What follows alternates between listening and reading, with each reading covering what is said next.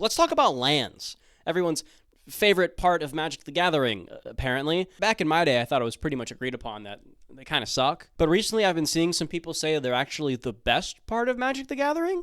So let's investigate those claims, why don't we, before we come to any sort of conclusion? Because, maybe I'm wrong. Maybe lands are awesome. And honestly, it's something I would love to have my mind changed about. So let's talk about it. Now, before we get into it, a little disclaimer. This video is about lands and not mana. So stuff like not letting you put all the best cards into one deck or 5-color good stuff piles isn't a pro of lands, it's a pro of colored mana. And games like Force of Will and Duel Masters have accomplished this without having a single land in sight. No, what I'm talking about are dedicated resource cards that go in your deck. That's what I mean when I say lands. Let's just start by getting the obvious negatives out of the way because those are pretty clear and understood.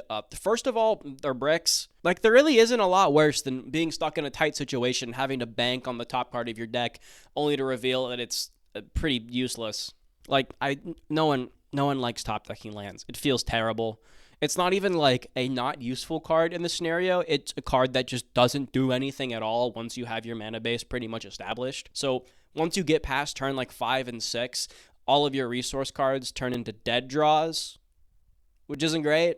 The other big criticism is that you have to draw a precise amount of them. If you draw too many, you don't have any cards in your hand to play and to spend all the mana on. But if you draw too little, you can't play any cards at all. So you have to find the exact right amount. You can't go too far in either direction or they result in you not being able to play the game.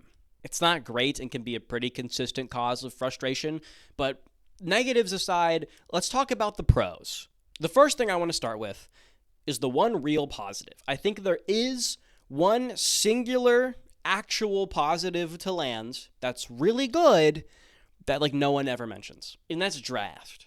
See, having dedicated resource cards take up space in your deck is really good for limited because now you can draft 45 cards and you only need to use 23 of them. So it makes drafting and sealed really smooth because you don't have to play all the cards you open. You only need 23 cards, but you can still make a 40 card deck so the game's still playable. It's not like Duel Masters where if you tried to do it, you'd have a 20 card deck and the game would take 5 seconds because you deck out in 3 turns. So you can hit a good minimum deck count, but still not have to have that many playables. It's really nice. It's a very big positive for lands that I absolutely give to lands. That's kind of it. It's kind of where it ends. There's some other ones people have mentioned, like excitement, in that in order to have the elated experience of top decking the out, you need to simultaneously also be able to top deck a dud, and that's what makes it exciting, is every time you go to draw, it could be a good card, and it could be nothing. It could suck. It could be terrible. Ooh, exciting. Maybe I'm wrong, but I don't think you have to have drawing a potato be an option in order to have drawing the out feel good. What makes drawing a good card exciting isn't the fact that it could have been nothing. It's the fact that you drew a good card. Sure, having nothing helps with that, but it's not good draws only exist because bad draws also exist. It's good draws exist because worse draws exist. And I don't think those worse draws have to be absolute bottom of the barrel duds that do nothing. You know what I'm saying? I don't think having dead draws is necessary to have good draws. I mean, you look at games like Flesh and Blood, Duel Masters, Yu-Gi-Oh! All of those games have good and bad draws without having absolute dead bricks in your hand. Unless you're Yu-Gi-Oh! But that's kind of different. A third pro I've heard is that it evens the playing field for unskilled players, in that if you have someone who's pretty new and someone who's been playing for a long time, because of the variance of lands, the game tends to be a little more even because there's a chance that the good player can still have their strategy kind of crippled by not seeing the lands they need, so it gives the unskilled player a better chance. Right? It's not like playing chess against Magnus Carlsen where you're going to get blown up 100% of the time. There's a chance for you to win the game. This one's more reasonable, but I disagree with it on a more subjective level, in that the victory you earn from this feels kind of hollow. Yeah, you won the game, but it was completely independent of anything you or your opponent did. Your opponent just didn't play, and therefore you win. You know what I mean? I guess, yeah, technically you won the game, but you didn't really do anything. I don't know. Maybe that's just me. Maybe I'm too competitive or something. I don't know. But, like, I know when I play Magic and my opponent gets mana screwed, I don't feel good about winning that game. Because it doesn't really feel like I won. It feels like my opponent lost to their own cards. Yeah, I don't know. Call me too competitive, but I just like playing the game. And when I don't get to play the game, it makes me sad because that's kind of the whole point of playing the game. The last one I found is that it gives new players a place to put their frustrations, where ideally an inexperienced player, when they lose, they can just kind of blame it on not seeing the right lands and like attribute it to luck so they don't have to like feel bad about themselves, so they can like continue wanting to play the game. And then as they mature and grow as a player, they'll start to look at things outside of luck, like their actions and like things they did during the game, and slowly drift away from blaming everything on lands. Ideally, the problem is that that's ideal. But what tends to actually happen is players just get used to blaming things on lands, and it becomes more of a crutch that inhibits growth than actually encourages it. Like, if it's a perfectly reasonable excuse to blame a loss on not seeing lands, then why should I as a player ever like want to improve when I can just attribute my losses to not seeing the right amount of lands? It like works too well as an excuse and oftentimes just stunts player growth because they just use it as kind of a fallback for whenever they lose, so they don't have to take accountability for their actions. So they'll just default any loss to, oh, I didn't see my lands. I get the concept is that it's a nice failsafe for new players to attribute their losses to so they don't feel bad, but it actually kind of ends up becoming a bad habit that they continue to take with them that prevents them from getting better, because now every loss they go, well, I didn't see any lands, so like that's gotta be why I lost. I get it, perfect world, it makes sense. It is nice to give newer players something to blame their losses on while they still learn the ropes and like mature in the game, and then as they get better, they can start realizing that their losses are actually more of the consequences of their actions. The problem is that I got stuck on land is a bit too good of an excuse, and they can kind of just keep making it forever and like technically not be incorrect. You know what I mean? It's kind of a slippery slope that like I get how perfect world it's supposed to work, but in actuality people just kind of hang on to it forever and use it as a crutch, and they just default to, well, I didn't draw any lands, and it ends up stunting player growth more than it actually encourages it.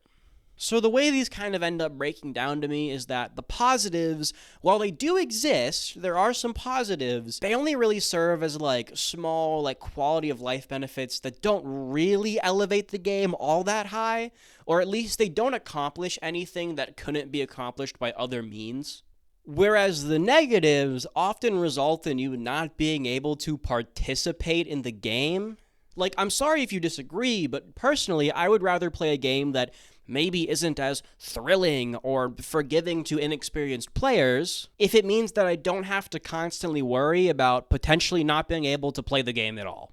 At least due to factors outside of anything my opponent is doing to inhibit me. Like, your opponent might set up an unbreakable board in Yu-Gi-Oh!, but you still at least get to participate in the gameplay. And Magic Boomers, let's be real, no one is actually locking you out of the game in Yu-Gi-Oh! In 2025. Majority of the gameplay is spent hand-trapping your opponent and then trying to navigate the board they establish. Like, that's the gameplay. You may not enjoy it, but like that's the game. That's the experience that you sign up for. And like when I sit down to play a game of Magic, I'd like to assume that I'm going to be able to participate in the game that I sat down for, not stare at my hand of one land. Yeah, sure, you can mulligan, but if you go anywhere below 5, you better pray that the top of your deck is being hand-delivered to you by the mayor of Magical Christmas Land. I know there's a lot of gambling addicts out there, but I don't personally find the idea of having games determined by the top card of my deck all that particularly fun. Ignore this. Lands have both pros and cons, but to me, the cons vastly outweigh the pros.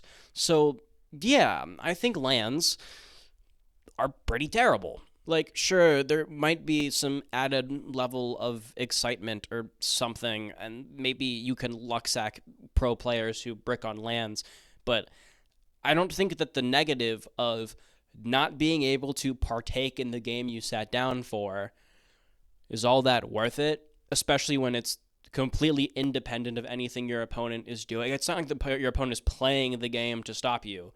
Like, you just sat down, drew your opening hand, and went, well, I guess I'm not playing this game. To be fair, Yu-Gi-Oh! Has a lot of hands like that, and we don't have to get into Yu-Gi-Oh! I don't really like a lot of Yu-Gi-Oh! Stuff either, but I'm just saying. I might cut that. Well, Yu-Gi-Oh! Is different. It's not a card type doing that. It's the way you build your deck. It's a deck construction thing, and like the way archetypes and combos have to be facilitated. Like, that's where Garnets come from, right? That's completely different. Garnet isn't a card type. It's just a monster you include to facilitate a combo, but its sole purpose is to facilitate said combo, and if you draw it out of sequence, you kind of get punished for that. Like, that's like kind of the trade-off of playing the combo. You have to play lands in Magic or you can't play the game. I don't know if I'll put that in, but we'll see. Now, I want you to hear me when I say this. I am not saying that lands are bad, therefore they should be removed from the game. That would be ridiculous. You might already be in the comments typing away, oh yeah, well if lands are so good, then why does the most popular TCG use them and say that they're great? I think it's pretty clear that lands are a result of Magic being the first TCG ever and just simply being something that they couldn't have possibly accounted for at the time. Sort of like how Pokemon's prize mechanic is actually like a snowballing effect. Obviously today we can say that the Pokemon prize system is pretty bad because it enables snowballing, and it should actually work in reverse, where if your Pokemon gets knocked out, you take a prize as sort of like a catch-up anti-snowball mechanic, sort of like what Duel Masters does. But like, that's not something they were thinking about in 1996. So it's really easy to use the hindsight of like 32 years of card games, or I guess 8 years in the case of Duel Masters. It's really easy to take that hindsight and go, well, obviously this is bad and stupid. But like, Magic was the first game ever. They weren't going to think that like, oh, these land cards, once you've established your mana base, they turn into bricks in your deck, and that's actually kind of an unfun experience. Maybe there's a better... They weren't thinking about that, bro. It was like, oh, you play the forest and it summons bear. That's sick. Like, when Magic was first made, Richard Garfield went around to his friends and handed them Ziploc bags of random cards and said, hey, build decks with these and then fight against each other. He didn't even think about trading. That's just something that his friends started doing to make their decks better. So by the time they could have possibly realized that, hey, lands actually aren't that great, they're like 7 years into printing the game, and they can't just be like, whoops, our bad, and take the lands out. That's not how that works. The only thing they can really do is just double down and try to make lands as good as they can be. And I think they've done a stellar job of that. But like, let's be real. Obviously, the company that makes the game, that makes the lands, are going to say the lands are good and find as many reasons to say that the lands are good. Why would I make a game and be like, look at my cool game I made. It has all these sick mechanics, except this one. This one sucks. Ignore that mechanic. It's bad. But these are great. Why would I ever advertise it like that? Like, let's be a little for real. Let's be a little for real. Just because a mechanic is bad doesn't mean it needs to be removed from the game it originated from at all costs. What's actually important is to learn from the pitfalls of these mechanics and then improve upon them in order to make better and better games. Let's be real, I think it's pretty clear when every TCG ever steals as much as it can from Magic, except the lands. Like, a majority of card games that came out after Magic, at least like the good ones, went, hey, dedicated resource cards in the deck, not the best idea. The only games that use them are the first two. Maybe they're not that good. So if every game copies Magic, except for this one thing, that one thing's probably not that good. Like, take combat, for example. Games also don't steal combat from Magic because Magic's combat is actually really clunky. Again, something you would have never thought of when you were making the game in the first place, but now that we have 20 years of hindsight, we go, yeah, Magic's combat mechanics actually kind of create some problems that we can solve, like, pretty quick by changing a couple things. And as we've seen, that's what pretty much every game since has done. So instead, we should look at lands, take what's good, and then leave out the bad. Let's do an example of this right now. Let's take our positives, right? There were 4 positives, 3 of which I didn't really agree with or think they're actually that real or actionable. But 1, let's take my one big positive for lands in that dedicated resource cards in the deck remove space necessary for playability so it makes drafting easier. When you're drafting, right, you're typically working from a pack size of a maximum of 15. And a typical draft is about 3 packs. So in a draft, you get a maximum of 45 cards to build your deck. Pretty much every game under the sun operates under this. If we only have 45 cards to put in our deck, it's going to be really hard to build like 40-card decks. And most games kind of bottom end at 30 as their absolute maximum. Like Flesh and Blood runs into this problem all the time. They took the deck size down from 60 to 30, but because of how like the game works, people still often fail to make a full 30 card deck of playables and have to sub in these stupid cracked bauble cards literally just to get the minimum deck count to the required number. So like it's a pretty big issue typically in games that don't have resource cards that go on their deck. Magic gets to kind of cheat this by having resources in the deck to take up space so that you need less space for actual playables in your draft. You can go from 45 playables to 23. That's a positive. And it's a positive we can steal. So, what are we looking for? Cards to pad out space in our deck in order to make drafting easier because now we need less playables. What games do this? This one right here. Yeah, Cardfight Vanguard, that game doesn't have lands. How could that possibly achieve the same goal? Well, because the goal isn't achieved through lands. Heck, they don't even have to be resource cards in your deck. All it has to be to achieve the goal are cards that are not drafted, that are put in your deck, that pad out space. And Vanguard's triggers do this phenomenally. If you didn't watch my drafting Vanguard video, basically every Vanguard deck has 16 triggers. If you're playing a draft, you take the deck size down from 50 to 40, so you can cut the triggers down from like 16 to like 12, throw in some PGs for everybody to have, that takes you up to 15. That's a little over a third of your deck. Boom, we've accomplished the same pro of lands with none of the negatives. Triggers are fine to draw because they're your main defensive tool. They still make the game exciting because you can friggin', win the game off of them. It balances out unskilled players versus skilled players because anyone can flip a yellow card off the top of their deck. If you draw too many of them, you still get to play the game. It's not ideal, but the amount of defense you get does kind of buy you time to draw your way into actual playables. It's obviously not great, but it's far and away better than drawing 7 lands. You might as well scoop the game.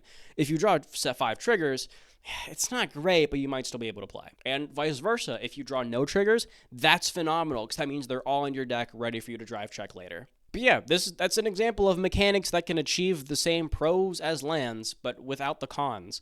I guess another pro is that there are specific mechanics that you can print onto lands that don't work on any other cards because they are a resource. But the World of Warcraft TCG did this with quests. So again, you don't really need lands for this. So yeah, I do think lands are kind of objectively bad. Not to say that there's no pros.